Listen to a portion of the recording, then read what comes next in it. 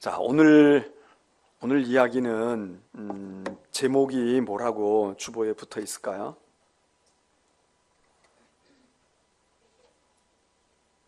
주보에 있잖아요. 오늘 수요일 날 어디 저기 저 주보 이렇게 좀 펼쳐 보셔. 주보 좀 이렇게 들어보셔. 주보 없는 분들은 주일날 안 온 거예요? 아니면 주일날 왔는데 주보를 그냥 보지도 않았거나 그냥 버리고 갔거나 집에다 놓고 온 거예요? 아니면 옛날 같으면 이해가 돼요. 왜 주보가 왜 없어지느냐? 왜 없어지겠어요? 교회에서 주는 주보가 휴지하느라고. 종이가 없거든. 에? 종이가 없으니까 집에 그렇다고 뭐 이렇게 또 이렇게 막 두꺼운 종이에다 하지도 않고 옛날 뭐 갱지 이런 거로 하잖아요. 등사판에 밀어서. 그러니까 비벼가지고 쓰면 쓸만하잖아. 콩잎 따가지고 하는 것보다. 귀 있는 자는 들을지어다. 무슨 얘기하는 거지? 호박잎이나 콩잎보단 낫잖아. 예? 저는 이렇게 가끔 가다가 이렇게 보면 참 우리 교인들 보면은 나하고는 수준 차이가 나서 여러분들은 다 고생하게 살아오셔가지고 전혀 안 그러셨나 봐. 휴지가 없었던 때도 없었고 다 그냥 태어날 때부터 고귀한 집안에 태어나셔가지고 무슨 얘기하는 거야 전혀. 그리고 전혀 감을 못 잡으셔. 이 젊은 세대들만이 아니라. 그래서 그전에는 이렇게 주보해 놓으면 주보 종이가 얼마나 귀해요. 그러니까 이렇게 빈 구석만 있어도 거기다가 다 연습장 하잖아. 깨끗한 종이에다가 하는 게 아니라 쓴 종이에다가 그 사이사이에 뭐 산수 문제 풀거나 그럴 때는 거기다가 뭐 연필로 쓰고 말해요. 그리고 또 그걸 또 쓰고 막 이렇게. 여러분은 전혀 그렇게 안 사시고 저만 한 200년 전 300년 전에 산 사람 같고 여러분들은 그냥 그런 거 다 모르고 어디서 미국서 살다가 오셨나? 자, 그러니까 여러분 이 주보는 그렇게 쓸 수도 없잖아. 뻣뻣해서. 그리고 휴지가 얼마나 좋은 게 많이 나왔어요. 이 주보를 드리는 이유는 여기에 다 이렇게 보시고 이게 일주일 동안의 신앙생활에, 그리고 여기 보면 내일 뭐가 있구나, 모레 있는데 내가 못 가지만은 이거 이제 기도해야 되겠네. 누가 오늘 또 수고하겠네. 뭘 어떻게 하는구나. 이러는 우리 신앙생활에 이게 맵이란 말이에요. 가이드라인이고 맵, 지도 같은 것이고 또 캘린더처럼. 그래서 여기 이렇게 보면서 내가 안 해도 무슨 일이 이렇게 되겠구나. 그리고 이거 가야 되겠네. 기도해야 되겠네. 그러라고 하는 거거든요. 그러니까 주보는 나누어 주면 가져가셔야 돼. 가지고 가. 그전에는 뭐 또 했냐 하면 주보를 1년치를 잘 모아가지고 있으면, 그게 1년치 모았다는 건 뭐냐면 빠지지 않았다는 얘기거든. 그래서 주보 모아가지고 상도 주고 그랬어요. 그런 상 받아보셨어? 좀 교회를 다니려면 좋은 교회를 다녀요. 주보를 다 모아가지고 오면, 그래가지고 1년치 주보 가지고 모아오면 1년 개근했구나. 물론 안 나오고도 가져갈 수 있겠지. 근데 그것도 또 열심히 해요. 교회 안 나갔지만 나 지난 주일날 못 갔는데 주보 좀 한 장 갖다 줘. 그래가지고 1년치 52주일, 53주일 주보를 쫙 모아. 우리도 그런 거 해볼까요? 그러면 주보를 좀 잘 보관하실려나? 그러나 이 주보를 이렇게 가지고 다니면서 여러분들이 보셔야 된다. 그리고 새벽기도 못 와도 여기 보면 새벽기도 본문이 어디 있구나, 어디 하는구나. 물론 장수까지 정확하게 쓰지는 않아서 여러분이 그럴 수 있지만 요즘에는 새벽기도에서 열왕기 사항을 보고 있구나, 시편을 보고 있구나. 그리고 내가 아파서 학교를 못 가도 오늘은 2과 공부할 거야, 3과 공부할 거야 예상하고 집에서 자기 혼자라도 이렇게 공부하면서 따라가는 애는 나중에 회복이 돼가지고 학교 가도 좀 덜 처지지만, 그냥 집에서 판판히 놀고 뭐 풀 베러 간다고 뭐 여물 베러 간다고 그래가지고 학교도 안 가고 그런 아이들 아무것도 안 하고 있으면은 그냥 훅 처지잖아요. 그리고 열심만 있으면 요즘에는 또 우리도 홈페이지 인터넷을 통해서 들어가면 또 할 수도 있거든. 그래서 아마 이렇게 이제 이 시간에 안 오는 분들 가운데는 굳이 그냥 기름값 버리고 시간 버리고 교회까지 갈 건 뭐 있어? 내가 시간 날 때 그냥 교회 홈페이지 들어가 가지고서는 인터넷으로 보면 되지 뭐 이러는 분들도 계실지 몰라요. 근데 그거는 우리가 보조로 쓰는 거지 여기 와서 직접 같이 찬양하고 기도하고 그러는 것보다 그건 다시 복습하고 뭐 이럴 때 그걸 다시 틀어보는 데에는 좋지만 여기 오는 것만 하겠습니까? 얼굴을 대면하고 정성을 들이고 그러는 것만 갖겠냐고. 자, 오늘은 지난 시간에 우리가 사무엘 지금 하인데 사무엘 하는 1장서부터 24장까지입니다. 그리고 우리가 벌써 이미 1장부터 5장, 6장에서 10장을 다뤘고 오늘 7장에서부터 11장을 다루고 다음 시간에 12장에서 24장을 다루면 그러면 이제 사무엘 하를 떼는 겁니다. 우리가 책을 하나씩 떼는 것처럼 뗀다고.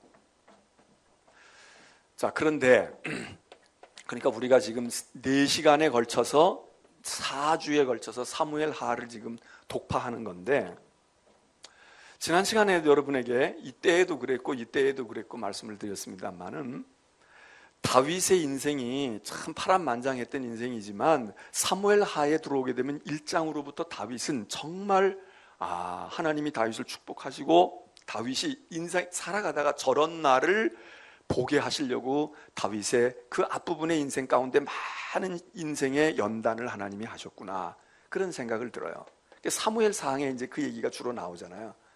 다윗이 아주 하나님이 물론 뽑아내시고 택한 받은 사람은 사람이었지만 많은 고난과 시련의 삶을 살다가 딱 사무엘 하에 들어오게 될 때 자기를 괴롭히고 힘들게 했던 그런 사울 왕이 그 가족이 다 전사하고 그리고 이제 다윗의 시대가 활짝 열렸습니다.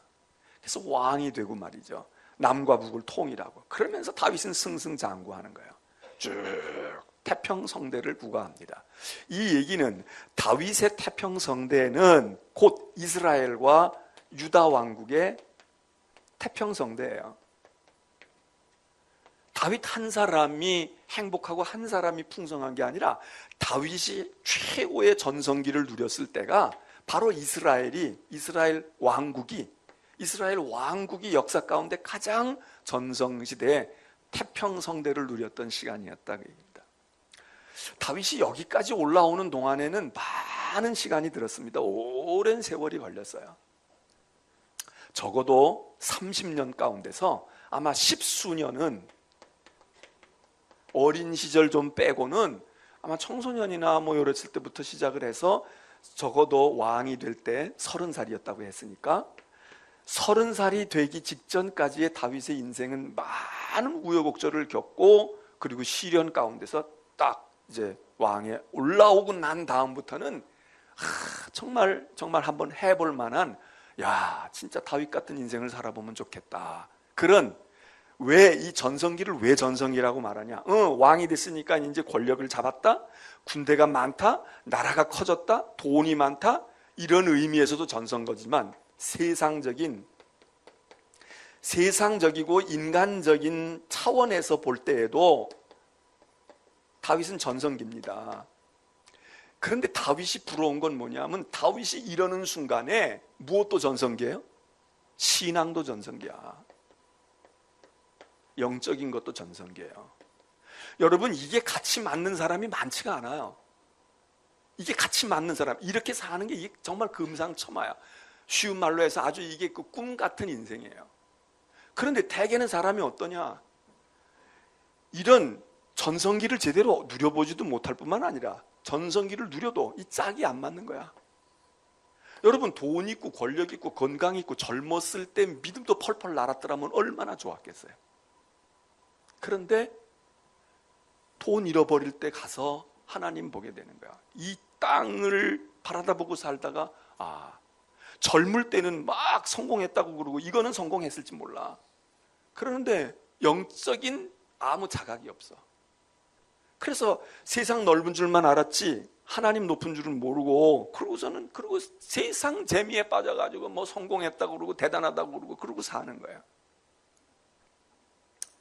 그런데 어떤 사람은요 또 막 신앙적으로 영적으로 은혜 받고 막 그러기는 해. 근데 그때 돈도 없어.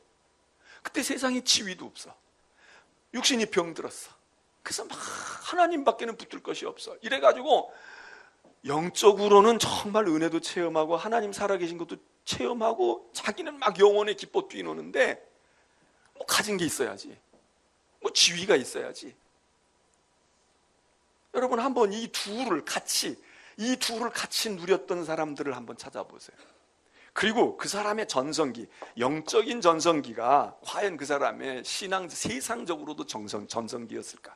아주 사업도 잘 되고 돈도 벌고요, 지위도 얻고 그리고 권세도 있는데 그때 막 하나님 앞에 납작 엎드려가지고선 그냥 하나님 앞에서는 다윗처럼 그렇게 어린아이처럼 춤추고 그러면서 그런 사람이 여러분 몇이나 있겠습니까?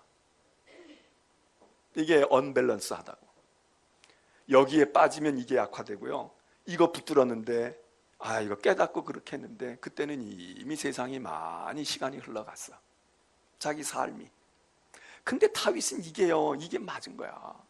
30살 때 왕이 돼가지고 70살 때 왕으로 이제 은퇴하고 솔로몬이 왕이 되잖아요. 40년 동안인데, 물론 이게 40년 다 가지는 않지. 그러나 하여튼 왕의 전반부 시절에, 왕의 전반기 시절에 다윗은 이것과 이것을 같이 가져가는 거예요. 그러니까 여러분 인생의 전성기를 이것도 맞고 이것도 맞고 따로따로 맞기만 해도 감사해요. 왜냐하면 세상에 돈 좀 왔다가 돈 좀 만져보고 가야지. 세상에 좀 그래도 나도 뭐 좀 어디 이렇게 나서면 굽신거려 주는 사람도 있어 보는 게, 한 번 국회의원을 하든 뭘 하든 그런 때가 한 번 있는 거 없는 거보단 낫겠지. 그런데 이거와 이거가 딱 맞는다. 이거 빠지면 이거 알기 우습게 알고요, 이거는 하나님 앞에 기도하고 그래서 하나님 매어 달리고 있는데 현실로 보면 너무 안타까운 거야. 마음뿐이고 중심뿐이고 그런 거지. 여러분 이거 잘 하셔야 돼요. 이게 같이 만나면 더 좋지만 같이 안 만나면 이것만이라도 한번 그렇게 돼야 되긴 되지만, 그리고 우리가 정말 인생의 전성기라는 건 이 점수 두 개를 같이 놓고 종합을 했을 때의 최고 점수가 나오는 게 전성기예요. 내가 조금 세상적으로는 성공하지 못했어. 그런데 믿음이 그때 막 부자였어. 그게 전성기일 수 있어요. 또 어떤 사람은 세상적으로는 좀 살만했는데 믿음이 그 당시 별로 그렇게 하나님 구구절절하게 찾지 않았어. 종합점수로 보면 이것도 전성기에 들어갈 수 있겠지. 저는 다윗이 부러운 건 이거예요. 힘 쓸 수 있을 때, 돈 쓸 수 있을 때, 자기 명예 가지고 있을 때 그것 가지고 마음껏 하나님 섬긴 거야. 마음껏 하나님의 뜻을 펼친 거예요. 마음껏 행한 거야. 그러니까 돈을 아무 때나 번다고 되는 게 아니고 아무 때나 지위가 높아진다고 되는 게 아니야. 높아졌을 때 그때 그것 가지고 권력이 됐든 명예가 됐든 지식이 됐든, 지식도 마찬가지예요. 공부 젊을 때는 잔뜩 했는데 그때는 그냥 오로지 세상 것하고 돈 버는 거하고 자기 전공 분야에만 빠져가지고 그랬어. 나중에 눈침침해지고 말 더듬고 기억력도 왔다 갔다 하는데 그때서 성경이 눈에 들어와. 그때서 인생을 다 살고 난 다음에 그때서 진리를 알아. 이다 빠지고 기억력도 없고 말도 잘 못해. 여러분 이게 얼마나 안타까워요. 근데 한참 공부하고 한참 머리 좋고 한참 기억력 뛰어나고 그리고 열변을 토할 수 있을 때에 하나님의 말씀을 전할 수도 있고 가르칠 수도 있고 나눌 수도 있는 거, 이게 얼마나 귀한 겁니까? 앞으로 여러분 그런 전성기가 오시길 바랍니다. 나는 나이가 80인데 뭐 이제 틀렸지, 다시 60으로 50으로 갈래나. 이제부터라도 그래도 지금이 전성기가 될 수 있어요. 지금. 그 다윗의 부러운 점은, 여러분 솔로몬도 뭐 부귀 영화를 다윗 이상 누린 사람 아닙니까? 근데 아쉬운 건 이 아버지 같지 않았어요. 그래서 이런 경우가 참 드문 거야. 그것 때문에 제가 다윗이 참 부럽다는 거야. 다윗이. 예? 우리는 이건 누리지 못해도 이것만 있어도 감사하죠. 이것만 해도 되기는 돼. 그런데 기왕의 세상에 왔다가 한 세상 왔다가 가는 건데 좀 재미도 있고 즐기기도 해야 되고 행복하기도 하고 인간이 누릴 수 있는 거. 아니 인간이 무슨 신이에요? 인간이 무슨 돌부처냐고. 그냥 인간이 왔다가 그냥 그렇게만 가면 그게 좋아? 인간이 인간다운 게, 어린애는 어린애다운 시절을 보내고 청소년 때는 그게 뭔지 모르지만 천방지축으로 뛰면서 꿈도 가져보고, 청년 때에는 뭔가 이 속에 가슴이 좀 뛰어보기도 하고 이러고 인생을 살아야지. 애 때나 어른이나 똑같아. 그래가지고 쟤는 애 어른이야, 쟤는 늙어도 애야. 여러분 그게 좋습니까? 봄이면 봄처럼 꽃도 피워보고, 여름이면 말이지 막좀 뭐가 꽃향기가 흩날리면서 열매도 맺어보고, 가을이 되면 좀 따먹기도 하고, 겨울에는 으스스하고 좀 그런 것도 있어야 되지. 그래서 다윗이 이런데, 자, 이 다윗의 이 시절이요, 이 시절이 그냥 갔으면 얼마나 좋아. 어느 날 갑자기 이 전성기에 있던 다윗이요, 여기서부터 여기로 올라가는 동안에는 시간도 많이 걸렸고 서서히 되어지기도 했고 되는 것 같지도 않았어. 사실 그랬는데도 하여튼 이렇게 뭔가가 상승 곡선을 그렸어. 그런데 이렇게 전성기로 갔을 때 여기까지가 어디냐, 지금 성경으로 치면 이 부분이에요. 우리가 지난 시간까지야. 사무엘하 1장서부터 10장까지가 다윗의 최전성기야. 다윗 왕국의 최전성기예요. 그랬는데 어느 날 한 사건으로 말미암아 추락합니다. 이게 이렇게 시간이 좀 오래 걸리면 얼마나 좋아요. 공든 탑이 무너지랴, 그런 말을 우리가 하잖아요. 야, 공들여 쌓은 탑은 쉽게 무너지지 않는가. 그러니까 공을 자꾸 들여 맞는 경우가 많아요. 그런데 그렇지 않아요.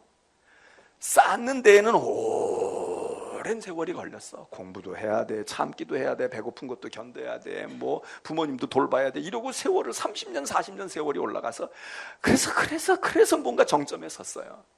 근데 이 정점에 선 사람이 내려올 때 이렇게 내려와지느냐, 이렇게 오는 사람도 있겠지. 나이 먹고 뭐 기력 떨어지고 그래서 재산도 줄고 말이야, 뭐 자꾸 영향력이 줄어가는 사람. 근데 어떤 사람은 낭떠러지에서 그냥 떨어지는 사람도 있습니다. 그냥 떨어지는 사람도 있어. 우리나라 대통령도 한 양반 여기서 이렇게 그냥 떨어지잖아. 물론 그 양반은 이렇게 떨어졌지만 그 후에 이 양반들을 따르는 사람들이 많이, 그분 그래도 좋은 분이야, 이랬으니 다행이긴 하지만, 그러나 생각해 보세요. 그냥 낭떠러지에서 정말 그분은 낭떠러지에 떨어졌잖아. 우리의 인생도 이렇게 떨어지는 사람도 있다고. 다윗이 바로 이게 최전성기에서 다윗답지 않게 한 번에 무너집니다. 한 번에 무너지는 거예요.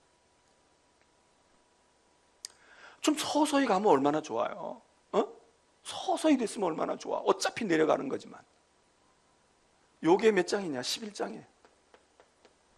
그래서 사무엘하 11장은 다윗 왕국의 역사에서 굉장히 중요한 장입니다. 근데 사실 여기서는 한 사건, 그게 무슨 사건입니까? 지금 우리가 읽었잖아요. 이게 간음의 사건이에요. 그죠? 밧세바를 범한 사건이야. 근데 한번 생각해 보세요. 물론 이런 일이 없었더라면은 다윗은 그날이 왜 왔어? 이게 만일에 6월 27일이죠. 오늘 며칠이죠? 28일인가? 네? 27일? 오늘 6월 27일. 27일 날 만일에 이런 일이 있었다고 해봐요. 지금도 무슨 뭐 어디 도지사 된 양반 뭐 그런 일이 있냐 없냐 그거 가지고 뭐 날짜가 맞네 안 맞네, 뭐 비가 왔나 안 왔나 그러고 있는데 얼마나 구차스럽습니까? 뭐 비가 오고 안 온 거가 뭐가 중요해? 뭐 날짜는 27일일 수도 있고 28일일 수도 있어. 많이 있느냐 없느냐가 중요한 거지. 있느냐 없느냐가 중요한 거지. 근데 만일 6월 27일 날 다윗이 밧세바를 범했다고 생각해봐요. 그러면 요 한 날만, 내 캘린더에서 6월 27일만 없고 6월 26일에서 6월 28일로 그냥 갔더라면 내 인생은 그냥 승승장구할 것 같은데, 여러분 그렇게 생각할 수 있을까요? 사건은 11장에서 사건은 요거 한 장에 한 사건을 이야기하고 있지만 미루어 짐작컨대 우리가 생각해 볼 때 다윗이 6월 26일 날까지는 아무 문제가 없었어. 그냥 그날 밤에도 철야기도 하고 은혜 충만하고, 그러다가 6월 27일 날 철야기도 하고 난 다음에 여기 보니까 다윗이 언제 일어났다고 그랬어요? 언제 일어났대? 몇 시에 일어났대요? 여러분 성경에 그것도 안 쓰여 있었어? 좀 좋은 성경을 가지고 다니시라니까. 언제 일어났다고? 저녁 때에 일어났다는 거야. 저녁 때에 일어났다는 거예요. 저녁 5시냐 6시냐 그건 우리에게 중요하지 않아. 사람은 언제 일어나야 돼요? 아침에 일어나야 되는 거야. 그러면 저녁에 일어날 수도 있어요. 저녁에 일어나도 우리가 훌륭하게 볼 수 있는 것도 경우도 있을 수가 있어. 어떻게 해서 저녁에 일어나면 우리가 참 그래 그렇다고 할 수 있겠어요? 어떻게 하면?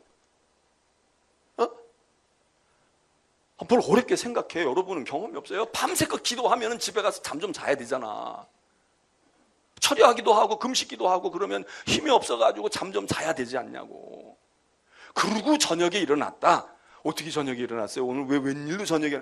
내가 어제 밤새껏 기도하고 금식하고 하나님께 부르짖고 기도하였더니 내가 힘이 좀 피곤해서 그래서 내가 이렇게 오후 시간에 그러면 그 저녁 때 일어난 게 뭐가 문제겠어요?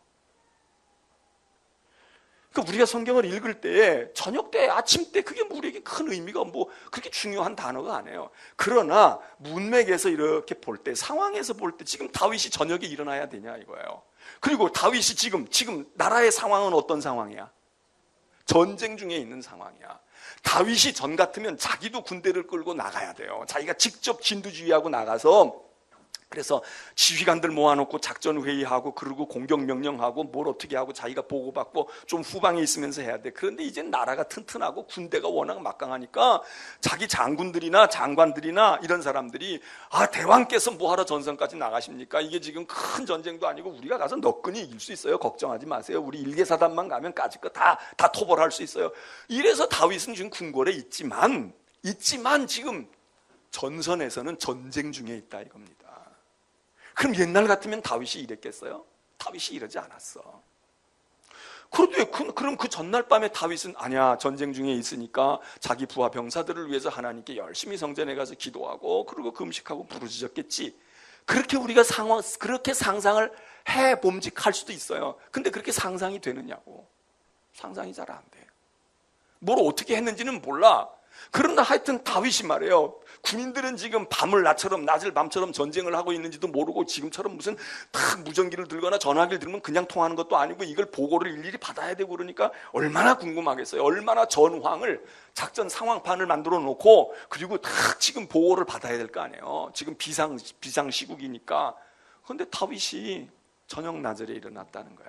그러니까 벌써 이런 얘기 하나에서 우리가 뭔가 미심쩍, 정확한 게는 우리가 모르지만 조금 뭔가 좀 미심쩍단 말이에요. 왜 다윗이 저렇게 저녁에 일어나? 지금 자기 부하들이나 장군들이나 병사들은 나가서 전쟁에 나가서 지금 막 전사하고 죽고 이러고 있는데 전선이 확대가 되는지 지금 뒤로 후퇴가 되는지도 모르는데 이러는 상황인데 다윗은 저녁 나절쯤에 일어나서 왕궁을 거닐었다는 거예요. 왕궁을. 이게 뭐예요? 이게 아주 안일한 태도를 보이게 짐작하게 되잖아요. 왕이 일어나도 이게 작전 비상 상황실이 있으니까 거기 내려가서 보고 말해요. 우리 먼저 대통령도 세월호 때 어디 가서 7시간 뭐 했느냐고. 그렇게 귀따갑게 들었는데 7시간 뭐 했답니까? 여러분은 아세요?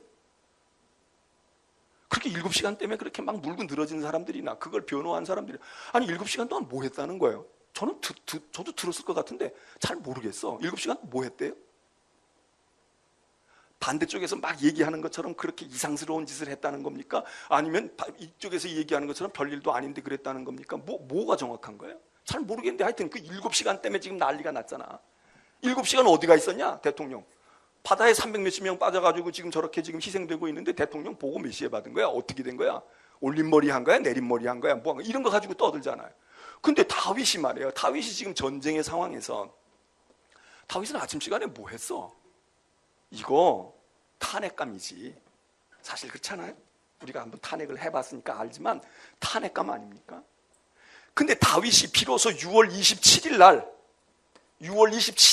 요 한날 그냥 신실하고 성실했던 다윗이 그냥 요즘 말 우리 그냥 얘기하면 악령이 들어가지고 어느 날 갑자기 악령이 그냥 번개치듯이 들어가지고 신령하고 거룩하고 은혜로웠던 다윗이 어느 날 갑자기 사람이 막 생각할 수도 없게끔 음란한 사람이 돼가지고 그랬다고 생각을 하게 됩니까? 아니면 언젠진 모르지만 다윗이 언젠간 모르게 초심이 바뀌었구나. 언젠간 모르게 이제 태평성대를 누리고 걱정거리가 없고 자기 말 한마디면 모든 게 다 되니까 다윗이 무언가가 교만해져도 교만해지고 안일해져도 안일해졌고 무언가가 틈새가 벌어졌나 보다. 그렇게 여러분 추정이 됩니까?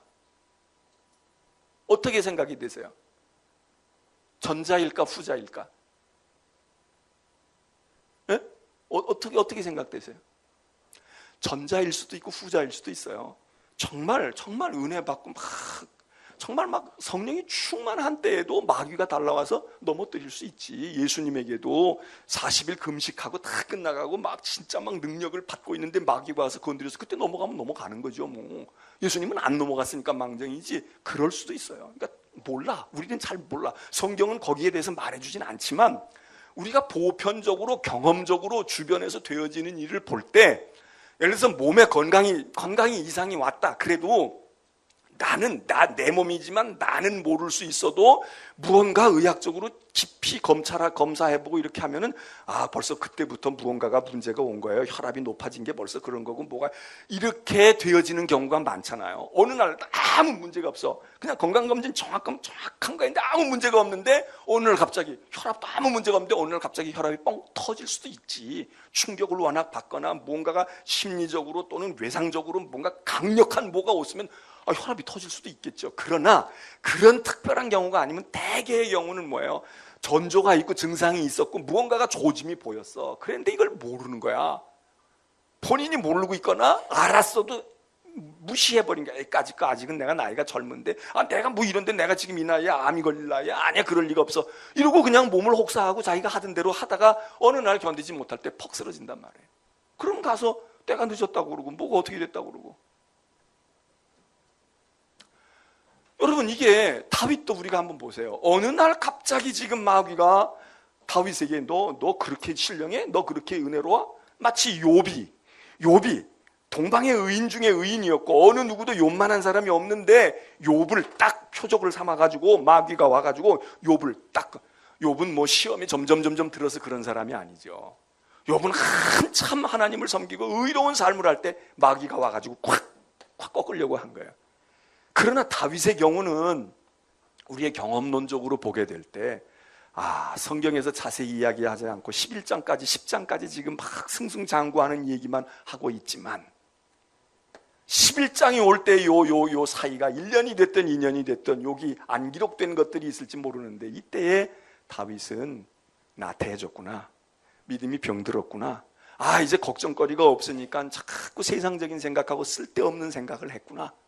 이제 쫓겨다니지도 않고 먹을만 하고 힘도 있고 말이야 좋은 음식 먹고 그러니까 건강도 힘이 좋고 그러니까 이젠 서서히 세상적인 거 생각했구나. 이런 생각을 우리가 해봄직하잖아요. 어쨌든 11장에 와서 다윗은 우리 아내 밧세바를, 그 여자가 성경에 나온 그 여자가 바로 밧세바 아닙니까? 밧세바를 욕심을 내게 되고 그 욕심을 달성합니다. 요즘으로 말하면 성폭력일까요? 여러분 어떻게 생각하세요? 성폭력일까요? 네? 장로님은 몰라요. 여자들이 알지. 생각해보세요. 성폭력일까? 아니, 성적인 문제의 간음과 음란에는 성폭력만 있어요? 우리가 뭐 얘기하잖아. 성추행, 또 뭐 있어? 성희롱. 뭐가 제일 나쁜 거예요? 제일 가벼운 건 뭐부터 시작하는 거야? 추행이 더 심해? 희롱이 심해? 예? 희롱이 좀 그런 거지, 좀 약한 거지? 그 다음에 성추행, 그 다음에 센 게 뭐예요? 폭력이니까 성폭력이겠지.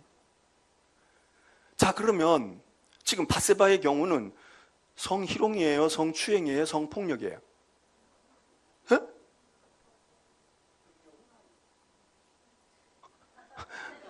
이 장로님 말씀이 폭력은 아니래. 나중에 보니까 애가 생겼는데? 어떻게 됐어요, 그러면? 장로님. 어떻게 됐냐고요? 희롱만 해도 애가 나와요? 보세요. 자, 이런데 이게 지금 그러면 밧세바가 우리 요즘으로 말하면 미투 해야 될 거 아니야. 근데 밧세바는 어떻게 했어요?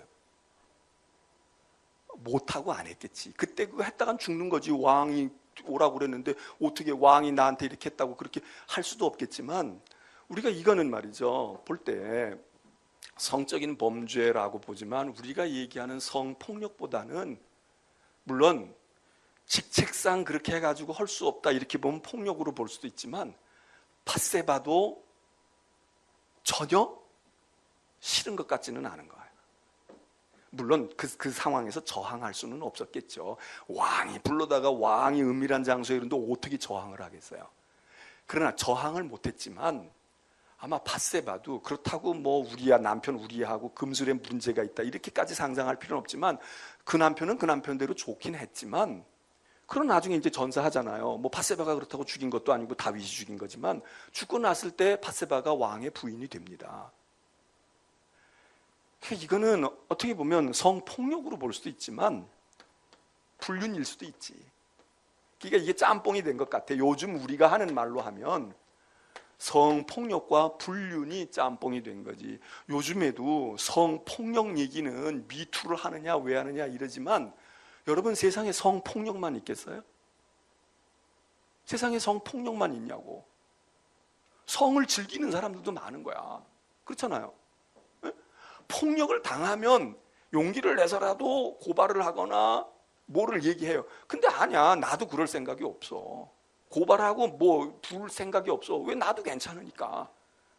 여러분 이런 게 세상에 어디가 더 많을까요? 어디가 더 많을까? 모르지. 재보지 않아서 모르지만 꼭 우리는 무슨 지금 한참 우리가 생각하는 건 이 사회에 성폭력, 성추행, 성희롱 이게 너무 많은데 이거 힘에 의해서 못하고 이거를 끄집어내도 뭐 2차, 3차 가해를 당하고 그러니까 이거 너무 억울해요. 이게 문제라고 생각하지만 물론 이건 많아요. 이건 많겠지만 이건 못지않게 이것보다 아마 더 많을지도 몰라. 어떤 거냐 하면 문란이야. 불륜이야. 근데 서로 고발할 생각이 없어요. 서로 뭐라고 탓할 생각이 없어. 아, 난 너한테 폭력 당하지 않았다. 나도 너 폭력 당한 거 아니잖아. 아, 우리가 다 서로 좋게 해서 그런 거 아니야? 여러분, 이거는 괜찮을까? 다윗은 이거라고 볼 수도 있어요. 밧세바가 힘이 없으니까 그냥 일방적으로 당할 수도 있어.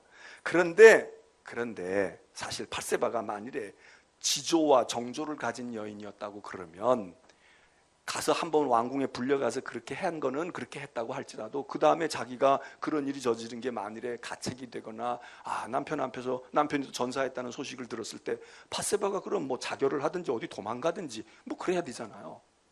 근데 나중에 밧세바가 남편 죽고 난 다음에 왕이 오라고 그러니까 어떻게 해요? 가서 결혼한다고. 자, 이거는 조금 지금 다른 문제지만은 우리가 다윗의 이야기 어찌됐든 다윗을 말해요. 다윗이 성폭력을 행했다고 보거나 아니면 밧세바도 야 다윗 같은 사람이 어디 있어 왕이 나를 말이야. 물론 그리고 그 당시에는 부인이 하나만이 아니고 그러지만 그러나 지금 이게 지금 밧세바의 경우는 그냥 그게 아니고 남의 부인을 빼앗아오는 거 아닙니까? 그냥 한 여자를 부인 하나를 더 드리는 게 아니라 다윗이 부인이 밧세바 하나뿐이 아니잖아요. 다 벌써 이미 부인이 여러 사람이 있었잖아. 그럼 여러 사람 데리고 온 부인 다 음란하고 다 죄로 다 정죄합니까? 그러지는 않았어. 미갈이 있었고 거기 뭐 아비가일도 있고 이런 부인들이 있을 때 그건 성경이 그냥 넘어가 주는 것 같아요. 이미 벌써 부인이 한둘이 아니야 다윗이. 그런데 지금 유독 이 문제에 있어서는 경우를 다르게 보는 거죠. 자, 성폭력이 됐든 불륜이 됐든 다윗이 이 사건으로 말미암아 다윗의 인생은 그냥 하루아침에 꼬꾸라집니다. 자, 다윗은요 이 죄가 여기서 멈추지 않고 이거를 막기 위해서 머리를 써야 되잖아. 이게 발각이 안 되기 위해서. 그러니까 어떻게 합니까? 밧세바가 가서 임신했다고 통보를 하잖아 왕에게. 그러니까 다윗이 어떻게 해요? 요즘 같으면 임신 중절해 뛰어 그냥 유산시켜 이러면 되겠지만 그때는 뭐 그런 것도 좀 어떻게 했는지 그러니까 생각해낸 게 뭐예요? 요즘처럼 DNA 검사하는 건 아니니까 빠른 시간 내에 남편을 불러다가 둘이 동침을 시켜가지고 그 남편의 씨앗처럼 하면 되겠다 이 생각을 한 거 아니에요. 그래서 우리아를 전선해서 특별 휴가 명령을 내가지고 복귀시키잖아. 들어오라고, 예루살렘으로 오라고. 그래서 이 싸움을 하는 장군이요 왕이 특별 휴가 준다고 너 전쟁을 잘해서 상급으로 준다고 그러고 우리아가 예루살렘에 불려왔는데 우리아가 어떻게 했다? 눈치도 없이 집에 안 간 거야. 난 왜 집에 안 갔나 몰라. 집에 안 가니까 죽잖아요. 얼마나 집에 가고 싶어. 그리고 기왕에 왕이 준 건데 우리아는 전혀 몰랐지. 그런 전혀 근데 우리아가 집에 안 간 게 성경에 나와 있어요. 어떻게 해서 집에 안 갔다는 거야? 그냥 쉽게 얘기해봐요. 그렇지. 내 부하들은 지금 전쟁에서 지금 아직도 전쟁이 끝나지 않았어요. 지금 전쟁에 있는데 나만 공이 크다고 그래가지고 나만 왔는데, 나 예루살렘에 와서 그냥 화살 안 맞고 그리고 밤 못 자고 이런 것만, 이것만 안 해도 얼마나 큰 상금인지 모르니까 요즘 말로 하면 그냥 군복 입고 총 차고 철모 뒤집어 쓰고 그리고 야전 침대에서 그냥 잠깐 눈 붙이는 거야. 그리고 집에까지 안 가도 됩니다. 왕이시여, 난 우리 병사들이 올 때 같이 집에 가겠습니다. 이런 거. 그럼 우리아가 얼마나 훌륭한 사람이에요. 얼마나 훌륭한 사람이야. 이런 지휘관이. 그리고 이 우리아는 이스라엘 사람도 아니야. 이건 인종이 달라요. 헷 사람이라고 해서 헷 사람은 히타이트족이거든. 히타이트족. 예? 이게 정통 유대인이 아닌 거예요. 밧세바는 그러니까 이방인하고 결혼한 여자야. 물론 그 사람이 전향을 했지. 이스라엘로 전향을 해서 이스라엘에서 잘 커가지고 지금 인정을 받았지만 무슨 뭐 유다 지파나 루벤 지파나 이런 정통 유대인이 아닌 거예요. 정통 유대인이 아닌 사람인데도 불구하고, 말하자면 용병 같은 사람인데도 들어와가지고 전쟁에, 난 여기 와서 예루살렘에 와서 그냥 잠만 푹 자도 너무 감사해요. 내 아내까지 본다는 건 너무 사치스럽고 호사스러운 거예요. 이게 성경에서 이 얘기를 보면서 우리는 다윗이라고 하는 하나님의 훌륭한 종과 왕이, 다윗 같은 사람이 어디 있어요? 흠잡을 데 없는 사람과 하나님이 일찍 뽑아서 택하시고요, 하나님이 훈련시켜서 막 연단시켜 온 사람이야. 그 사람과 우리아가 뭐 하는 사람이에요? 이 사람은 종족도 이스라엘 족속이 아니라니까.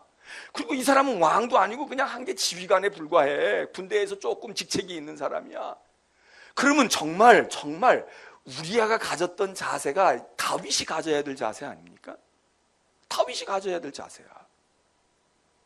하나님이 이 나라를 어떻게 주셨는데, 사무엘상 우리가 엊그제 읽었을 때 7장 읽을 때 다윗이 그 얘기야. 다윗이 상하 침상에 뒹굴면서도 잠이 잘 안 오는 거야. 왜? 하나님, 나 이렇게 편안해도 돼요? 나 이렇게 자도 돼요? 이랬던 사람이잖아. 근데 지금은 그럴 수 없는 상황인데도 퍼질러 있다. 이게 다윗이 잘못돼도 크게 한참 잘못된 거 아니에요? 그리고 그 모습을, 다윗의 그 옛날의 모습을 누구에게서 보느냐? 우리아에게서 보는 거야. 우리아에게서. 야, 거기 지금 예루살렘에 들어와서 너희 집 멀지도 않아. 다윗이 왕궁에서 이렇게 보다가 우리 밧세바를 발견했다는 거 보면 뭐 그렇게 먼데 살 것도 아니잖아요. 바로 거기 왕궁에 있거나 거기나 거기야. 그런데 굳이 우리아가 그 지척에 있는 자기 부인하고 가서 낮에라도 좀 가서 차 한 잔이라도 마시고 오지, 안 그러고 왕의 근위병 숙소에서 있으면서 나 여기서 그냥 머물 겁니다. 이게 가만히 보니까 이게 말이에요, 다윗의 모습이었단 말이에요. 원래 이게 다윗의 모습이야. 바로 이것 때문에 다윗이 하나님 마음에 든 건데, 지금 보니까 말이에요, 이 엉뚱하게 이방인 여성만큼도 못하고 있는 다윗을 성경이 지금 묘사해 주잖아요. 보여주잖아. 우리가 지금 다윗을 보는데 다윗이 아니라 우리아에서 다윗이 보이고, 다윗 속에서 야, 좀 뭐야, 어떻게 된 거야? 저 다윗왕 맞아? 성경의 얘기가 간단하게 11장 하나의 스토리 하나를 얘기해 주지만 이 속에 많은 것을 우리들이 연상해 볼 수가 있어요. 세상 말로 해서 맛이 같구나. 다윗이 맛이 같구나. 그리고 이게 한순간에 그냥 어느 날 늦잠 깨가지고 이러고 있다가 그런 게 아니라 벌써 다윗이 이렇게 나태해지고 이렇게 틈이 벌었던 세월들이 상당 기간 진행이 됐겠지. 어젯밤까지 성령 충만하고 은혜 충만하다가 오늘서 마귀에 빠져 있을 수 있어요. 있을 수 있지만, 그런 일이 전혀 불가능한 건 아니에요. 있을 수 있지만, 다윗의 경우를 우리의 경험론적으로 보게 되면 성경이 자세한 묘사는 안 했지만 언젠가부터 다윗의 마음속에 딴 생각이 온 것 같아. 자, 성전 짓는데 꿈도 다 이루어졌잖아요. 하나님께서 내가 네 집을 튼튼하게 지어줄 거다. 걱정하지 마라. 확신도 받았잖아. 이제 자기만이 아니라 자기 자자손손 자식놈들도 다 왕노릇하게 보장을 다 받았잖아. 하나님이 보증수표를 딱 지어줬잖아. 그러니까 다윗이 나태해졌겠지. 기도도 좀 덜 했을지 몰라. 간절한 마음이 없었을지도 몰라. 이젠 성전은 내가 지을 게 아니고 난 물자만 잘 준비해 놓으면 우리 아들놈이 질 거고 말이야. 그 이제 뭘 하겠어요. 그냥 전쟁하게 되면 성가신 거 있으면 나가서 전쟁해가지고 땅이나 넓혀 놓으면 돼. 이러는 게 이게 신앙의 말이에요. 영적인, 아까 얘기한 두 가지의 정점 가운데서 세상적인 것은 여전히 지금 유지가 돼. 그런데 지금 다윗이 지금 병들고 무너져가는 게 뭐냐면 영적인 것, 하나님의 은혜, 믿음에 관한 거, 이거가 서서히 지금 허물어져 간 거 아니냐 이거야. 이게 허물어져 간 거 아니냐. 겉으로 보면 아무 이상이 없어요. 나라도 잘 굴러가. 그런데 여기 이게 11장 사건인데 11장 얘기 하나를 통해서 보면서 우리는 앞뒤에 거기 없는 여백. 예? 여러분 우리가 역사를 보든 아니면 무슨 인생을 이야기하든 뭐 학창 시절이 있어, 결혼했어, 그렇게 하고 자식 낳았다, 너 낳았다, 뭐 이러고 이렇게 얘기하는데 요 결혼했다, 요 자식을 낳을 때까지 요 사이, 여기 결혼하기 전에 요 사이 이런 여백들이 있잖아요. 여백. 이때 무슨 일이 일어났는지 모른다고. 이때 이것이 어떤 영향을 미쳤는지 그거는 깊이 더듬어 봐야 되는데 11장 사건을 전후로 이런 일들을 우리가 보게 됩니다. 자, 다윗이 밧세바를 범해서 그래서 그 우리아를 죽이려고 다윗이 그렇게 했는데도 불구하고 우리아가 전혀 거기 개의치를 않아. 견디다 못해서 다윗이 그 다음 2단계 작전이 뭡니까? 하루를 주고 이틀을 주었는데도 집에 가서 야 오늘 앉아서 내일 가서 자, 내일 가라고. 우리아가 끝내 안 가는 거야. 그러니까 다윗이 일주일을 둬도 안 될 것 같고 열을 둬도 안 될 것 같으니까 알았다, 넌 충성스러운 부하로구나. 그리고 다시 전선으로 보내고, 그리고 그 다음에 세운 계획이 뭡니까? 총사령관인 요압에게 은밀히 명령을 하잖아요. 요압아, 너희들 공격해라. 공격하고 말이야 우리아를 최전방사령관으로 내보내. 그리고는 하다가 군대를 다 철수시켜라. 우리아 측근병들만 남겨놓고 너희는 다 후퇴를 해. 그러면 적군이 우리아를 표적으로 삼아서 전사시켜라 이겁니다. 전사시켜라. 차라리 다윗이 그냥 특공대를 보내서 죽이는 게 더 낫지. 자기 손 하나도 안 대고 살인 교사. 살인을 하는 죄도 무섭지만 살인 교사가 있잖아요. 나는 살인 안 한 것처럼 하고 누구 돈을 줘서 매수하거나 어떻게 시켜가지고 야 네가 좀 죽여봐, 네가 좀 그래봐, 넌 그러다가 감옥 가도 되잖아, 나는 갈 수 없잖아, 이래가지고 하는 살인 교사들 있잖아요. 다윗이 살인 교사를 한 거지. 그러니까 자기 권한에 의해서 더군다나 명령을 한 거지. 그래서 그대로 하잖아요. 전쟁에 패하더라도 우리아를 제거해라. 그래서 전쟁에 패했다는 보고를 들고 오는데 다윗이 별로 기분이 나쁘지 않은 거야. 왜 전쟁에 패했냐? 어떻게 패했어? 너희들 어떻게 작전한 거야? 이놈들 나한테 배웠어? 그렇게 배웠어? 이렇게 질타하지 아니하고. 야, 전쟁하다 보면 질 때도 있는 거야. 얼마나 관대합니까? 전쟁하면 질 때도 있는 거지. 뭘 그거 가지고 그러냐? 그러니까 그 보고하는 사람이 그 전쟁에서 우리아도 죽었답니다. 우리아 장군도 죽었답니다. 알았어, 안 됐구나. 그리고 덮습니다. 그리고는 우리아가 죽으니까 정식으로 누구를 데려옵니까? 밧세바를 데리고 와요.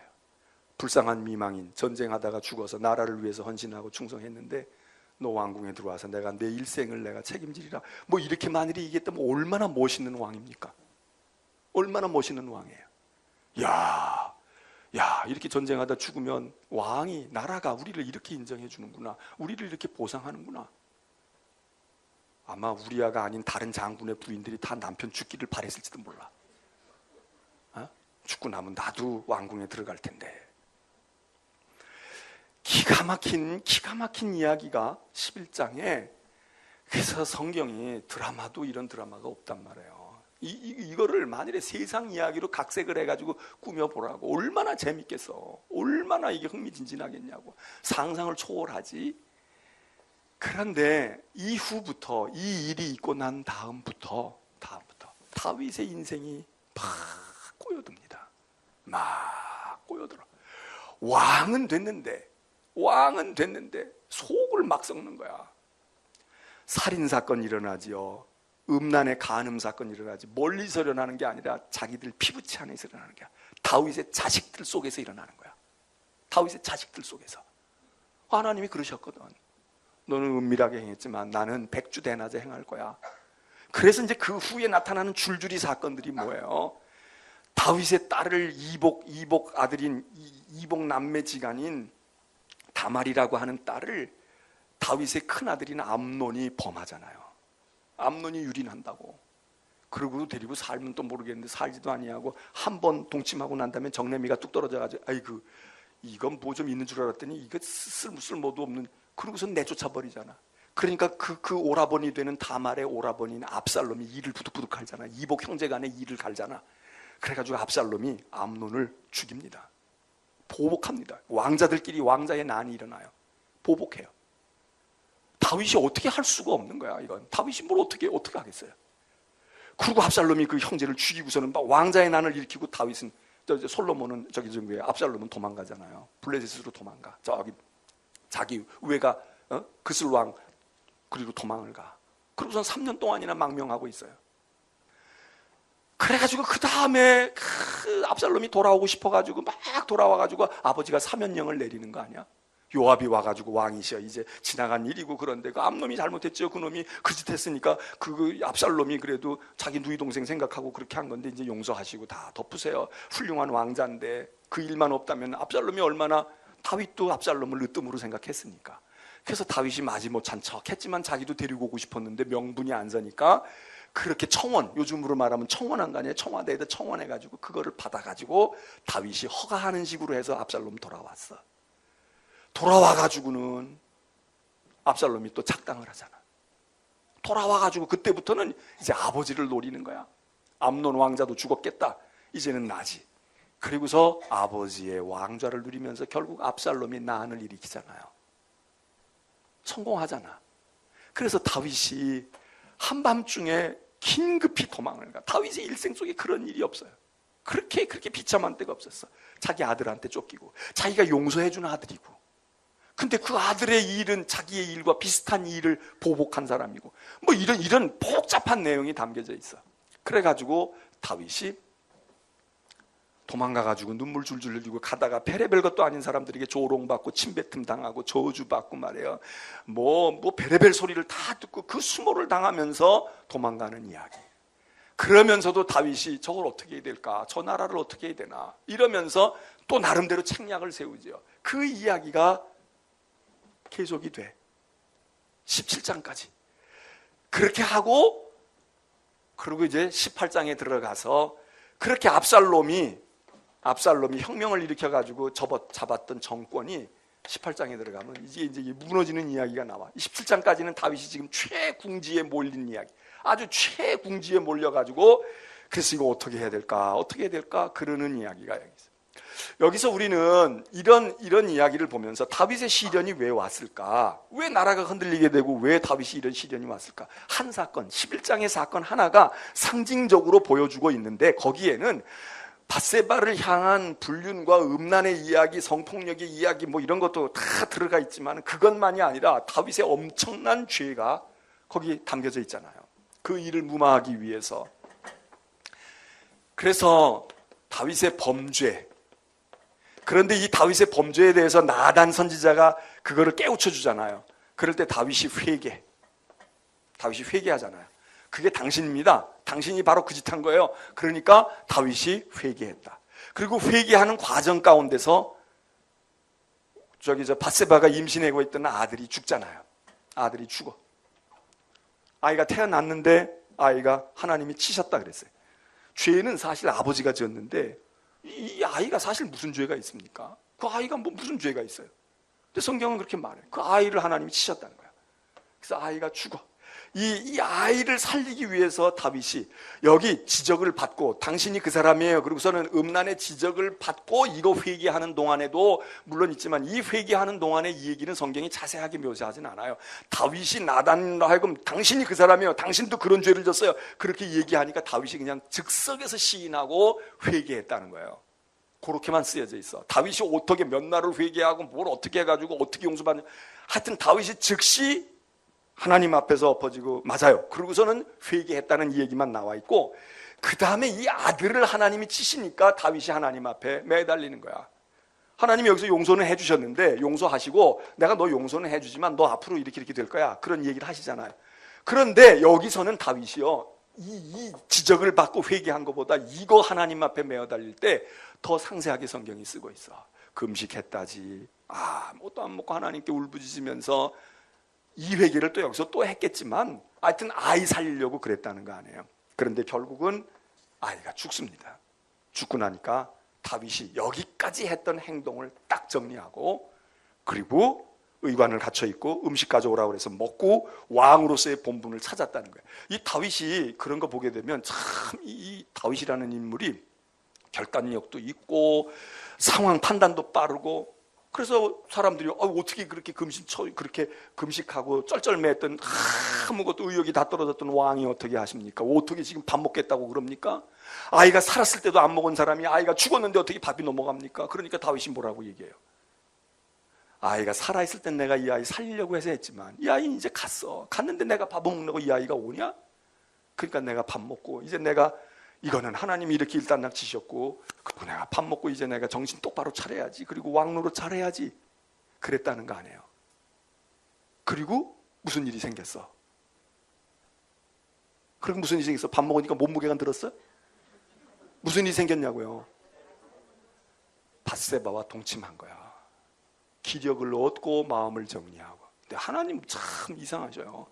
하나님도 왜 그러시나 몰라. 딱 그렇게 했더니 어떻게 됐다고? 애가 생겨. 그 아이가 누구야? 솔로몬인 거야.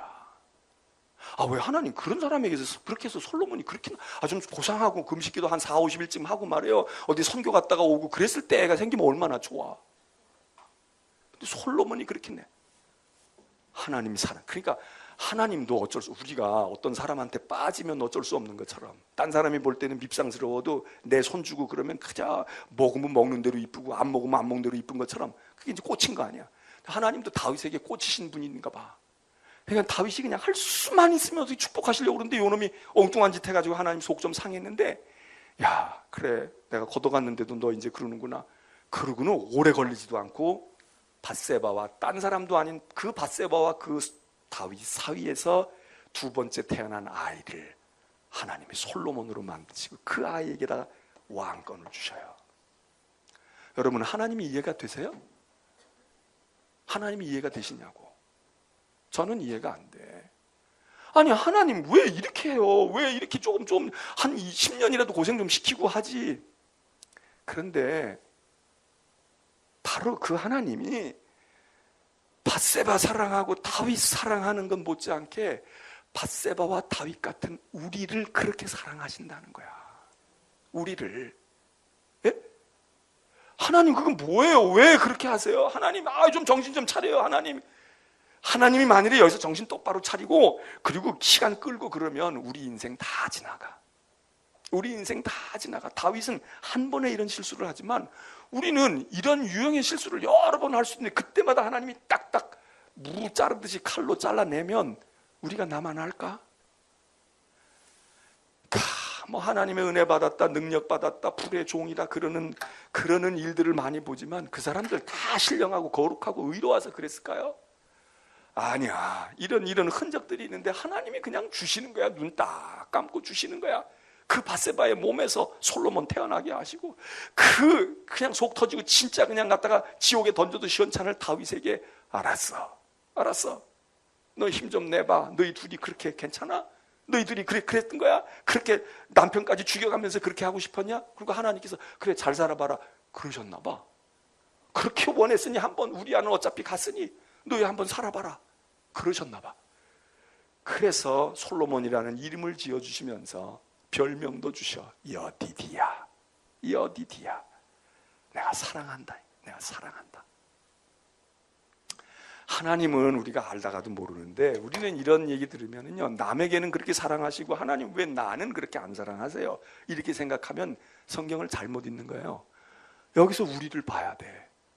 하나님이 우리가 세상에 엇나가고 꼭 간음이 아니더라도 하나님 우리가 은혜 받고 배은 망덕하고 하나님 사랑 모르고 살았는데 하나님이 그래도 또 붙드시고 축복하시고 또 사랑하시고 나에 만져주시고, 내 그때 하나님 앞에 불충했던 거 생각하면 벌 받아도 싼데 하나님이 그것도 다 눈 감아주시고 이렇게 채워주시고 저렇게 해주시고 우리 아이들에게 베푸시고 내 몸 회복시켜주시고, 이게 우리 얘기 아니냐고요. 이게 우리 얘기 아니야? 여러분 다 하나님께 사랑받을 짓만 했어요? 다 그래서 오늘까지 이렇게 오래 산다고 생각해? 아니야.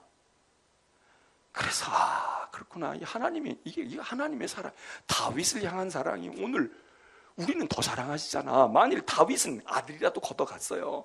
하나님이 우리는 어떻게 사랑하셨어? 우리 아들, 딸을 걷어간 게 아니야. 내가 잘못했음에도 걷어간 게 아니고 당신의 아들을 우리에게 주셨잖아. 그럼 솔로몬보다 우리를 더 사랑하는 거 아니에요?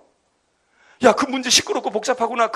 내 아들을 주는 수밖에 없어. 그 문제 해결은 내 아들이 가서 희생되는 수밖에 없어. 그리고 당신의 아들을 우리에게 보내주시고 내 아들을 걷어가고 용서만 해주셔도 감사한데, 새 아들만 주셔도 감사한데, 그게 아니고 하나님이 당신의 아들로 틀어막은 거야. 우리를 내 아들 갖다 희생시켜.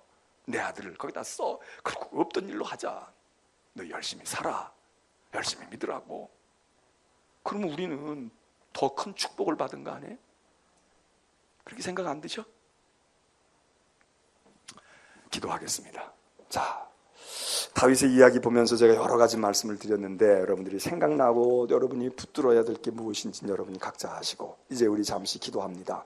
우리의 인생기도 전성기가 되게 하옵소서. 세상적인 것도 그렇고요, 영적인 것도 그리 되게 하옵소서.